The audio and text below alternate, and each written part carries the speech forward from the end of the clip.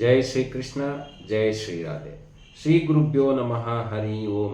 ज्ञानानंदमयं देवं निर्मलस्फटिकाकृतिम् आधारां सर्वविद्यानां हयग्रीवम् उपास्महे। ओम नमो भगवते वासुदेवाय नमः। ओम नमः ಶಿವಾಯ ಶಿವಾಯ ನಮೋ ಓಂ। ನಮಸ್ಕಾರ ವೀಕ್ಷಕರೇ, ಶ್ರೀಕೃಷ್ಣ ಜ್ಯೋತಿಷಾಲಯಕ್ಕೆ ಎಲ್ಲರಿಗೂ ಸ್ವಾಗತ. ಬಹಳಷ್ಟು ಜನ ಪ್ರೀತಿ ವಿಶ್ವಾಸನ ತೋರಿಸ್ತಾ ಇದ್ದೀರಾ. ನಿಮ್ಮೆಲ್ಲರ ಪ್ರೀತಿ ವಿಶ್ವಾಸಕ್ಕೆ ಆಭಾರಿಯಾಗಿದ್ದೀನಿ. ನಾನು ಸಾಕಷ್ಟು ವಿಷಯಗಳಲ್ಲಿ ಮಾತಾಡ್ತಾ ಇರ್ತೀನಿ. ಕೆಲವು ಮಂತ್ರ ಮುಖೇನ ಇರ್ತಕ್ಕಂಥದ್ದನ್ನೇ ಜಾಸ್ತಿ ಹೇಳ್ತಾ ಇರ್ತೀನಿ.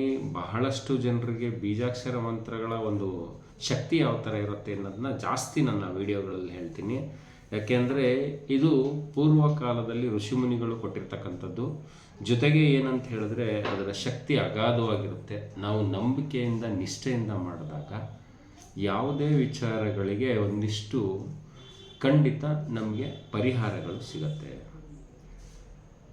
ಇವತ್ತು ಕೂಡ ಅಂತ ಒಂದು ವಿಶೇಷವಾದಂತಹ ಶಕ್ತಿ ಇರ್ತಕ್ಕಂಥ ಒಂದು ಮಂತ್ರದ ಬಗ್ಗೆ ಹೇಳ್ತೀನಿ. ಮೊದಲನೇದಾಗಿ ನನಗೆ ಈ ವಿದ್ಯೆನ ಕಲಿಸಿರ್ತಕ್ಕಂಥ ನನ್ನ ಪೂಜ್ಯ ಗುರುಗಳಂತ ಡಾಕ್ಟರ್ ದಿನೇಶ್ ಗುರೂಜಿಯವರ ಪಾದಾರವಿಂದಗಳಿಗೆ ಪ್ರಣಾಮಗಳು. ಬಹಳಷ್ಟು ಜನ ಕೇಳಿರ್ತಿರಲ್ಲ, ಲಲಿತಾ ಸಹಸ್ರನಾಮ ತಾಯಿ ಜಗನ್ಮಾತೆಯ ಒಂದು ಅದ್ಭುತವಾದಂಥ ಶಕ್ತಿ ಇರ್ತಕ್ಕಂಥದ್ದು. ಈ ಲಲಿತಾ ಸಹಸ್ರನಾಮವನ್ನು ಕೇಳೋದ್ರಿಂದ ಅಥವಾ ಸ್ವತಃ ಹೇಳೋದ್ರಿಂದ ಸಾಕಷ್ಟು ಜೀವನದಲ್ಲಿ ಎಲ್ಲ ವಿಚಾರಗಳಲ್ಲಿ ಯಶಸ್ಸು ಸಿಗುತ್ತೆ.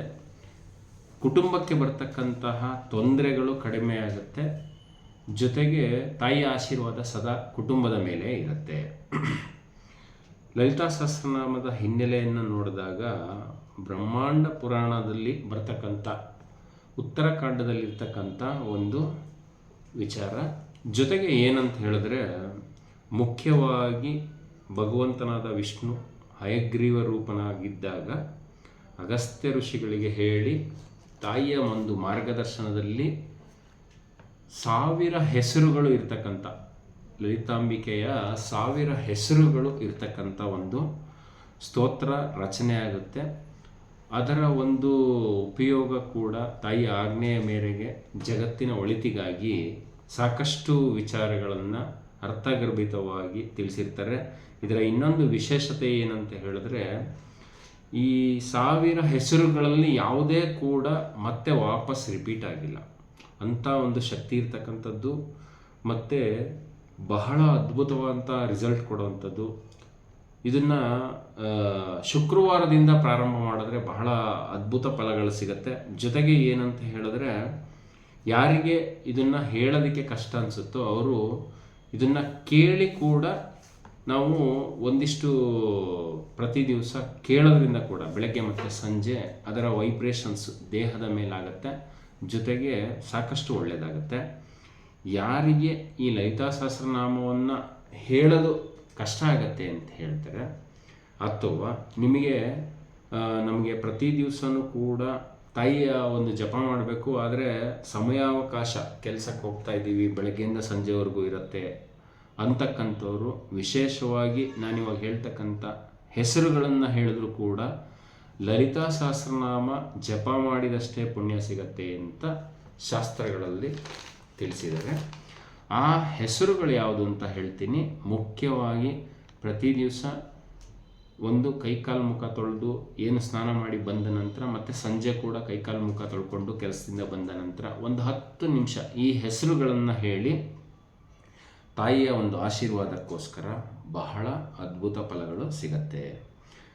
ಗಂಗಾ, ಭವಾನಿ, ಗಾಯತ್ರಿ, ಕಾಳಿ, ಲಕ್ಷ್ಮಿ, ಸರಸ್ವತಿ, ರಾಜರಾಜೇಶ್ವರಿ, ಬಾಲ, ಶ್ಯಾಮಲ, ಲಲಿತಾ ಅಥವಾ ಲಲಿತಾಂಬಿಕಾ ಈ ಹೆಸರುಗಳನ್ನು ಸ್ಮರಣೆ ಮಾಡೋದ್ರಿಂದ ಕೂಡ ಲಲಿತಾ ಸಹಸ್ರನಾಮ ಹೇಳಿದಷ್ಟೇ ಒಂದು ಪುಣ್ಯ ಫಲ ಪ್ರಾಪ್ತಿಯಾಗುತ್ತೆ. ಯಾರ್ಯಾರಿಗೆಲ್ಲ ಈ ಒಂದು ಲಲಿತಾ ಸಹಸ್ರನಾಮಕ್ಕೆ ಸರಿಹೊಂದುವಂಥ ಒಂದು ಹೆಸರುಗಳನ್ನು ಹೇಳಬೇಕು ಅನಿಸುತ್ತೆ, ಅದೆಲ್ಲವೂ ಕೂಡ ಈ ಒಂದು ಹೆಸರುಗಳನ್ನು ಹೇಳೋದ್ರಿಂದ ಅದರ ಶಕ್ತಿ ಅಪಾರವಾದಂತಹ ಒಂದು ನಮ್ಮ ಕುಟುಂಬದ ಮೇಲೆ ಆಶೀರ್ವಾದದ ರೂಪದಲ್ಲಿ ಇರುತ್ತೆ ತಾಯಿದು. ಗಂಗಾ, ಭವಾನಿ, ಗಾಯತ್ರಿ, ಕಾಳಿ, ಸರಸ್ವತಿ, ಲಕ್ಷ್ಮಿ, ರಾಜರಾಜೇಶ್ವರಿ, ಬಾಲ, ಶ್ಯಾಮಲ, ಲಲಿತಾಂಬಿಕೆ ಈ ಒಂದು ಅದ್ಭುತವಾದಂತಹ ಒಂದು ಚಮತ್ಕಾರಿ ಹೆಸರುಗಳನ್ನು ಹೇಳೋದ್ರಿಂದ ಕೂಡ ಲಲಿತಾ ಸಹಸ್ರನಾಮ ಹೇಳಿದಷ್ಟೇ ಒಂದು ಪುಣ್ಯ ನಿಮಗೆ ಸಿಗತ್ತೆ. ತಪ್ಪದಲ್ಲೇ ಎಲ್ಲರೂ ಈ ಒಂದು ತುಂಬ ಶಕ್ತಿಶಾಲಿಯಾಗಿರ್ತಕ್ಕಂಥ ಜಗನ್ಮಾತೆಯ ಒಂದು ಆಜ್ಞೆಯಿಂದ ಬಂದಿರತಕ್ಕಂಥ ಬಹಳ ಶಕ್ತಿಶಾಲಿಯಾಗಿರ್ತಕ್ಕಂಥ ಒಂದು ಲಲಿತಾ ಸಹಸ್ರನಾಮವನ್ನು ಹೇಳೋದಕ್ಕೆ ಪ್ರಯತ್ನ ಮಾಡಿ, ಇಲ್ಲ ಕೇಳೋದಕ್ಕೆ ಪ್ರಯತ್ನ ಮಾಡಿ. ಇಲ್ಲ ಅಂದರೆ ಈ ಒಂದು ಹೆಸರುಗಳನ್ನು ಕೂಡ ಹೇಳೋದ್ರಿಂದ ಬಹಳ ಬದಲಾವಣೆಗಳಾಗುತ್ತೆ. ತಪ್ಪದಲ್ಲೇ ಈಗ ಲಲಿತಾ ಸಹಸ್ರನಾಮದ ಒಂದು ಉಪಯೋಗನ ಪಡ್ಕೊಳ್ಳಿ, ಜಪ ಮಾಡಿ. ನಿಮ್ಮ ಜೀವನದಲ್ಲಿ ಬರ್ತಕ್ಕಂಥ ಕಷ್ಟ ಕಾರ್ಪಣ್ಯಗಳು ಕಡಿಮೆ ಆಗ್ತಾ ಹೋಗುತ್ತೆ.